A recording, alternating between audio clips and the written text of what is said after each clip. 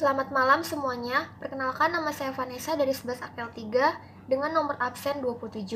Pada hari ini, saya akan membahas permasalahan mengenai Pulau Sipadan dan juga Pulau Linggitan. Persengketaan antara Indonesia dengan Malaysia mencuat pada tahun 1967, ketika dalam pertemuan teknis hukum laut antara kedua negara. Masing-masing negara ternyata memasukkan Pulau Sipadan dan Linggitan ke dalam batas-batas wilayahnya. Kedua negara lalu sepakat agar Sipadan dan Linggitan dinyatakan dalam keadaan status quo. Akan tetapi ternyata pengertian ini pun berbeda. Pihak Malaysia membangun resort pariwisata baru yang dikelola pihak swasta Malaysia karena Malaysia memahami status quo sebagai tetap berada di bawah Malaysia sampai persengketaan selesai. Sedangkan pihak Indonesia mengartikan bahwa dalam status ini berarti status kedua pulau tadi tidak boleh ditempati atau diduduki sampai persoalan atau kepemilikan dua pulau ini selesai. Sedangkan Malaysia malah membangun resort di sana. Pengusaha Malaysia telah menambah jumlah penginapan menjadi hampir 20 buah.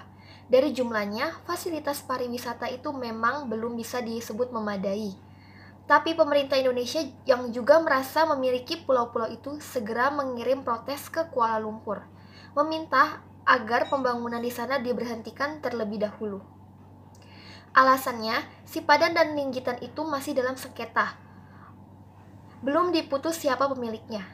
Pada tahun 1969, pihak Malaysia secara sepihak memasukkan kedua pulau tersebut ke dalam peta nasionalnya.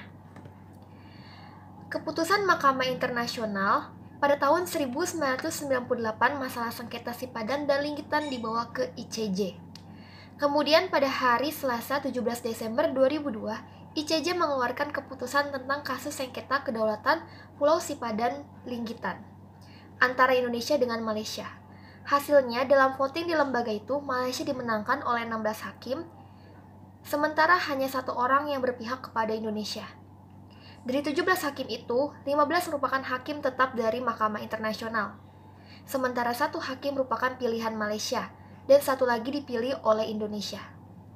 Kemenangan Malaysia oleh karena berdasarkan pertimbangan efektiviti, yaitu tanpa memutuskan pada pernyataan dari perairan teritorial dan batas-batas maritim.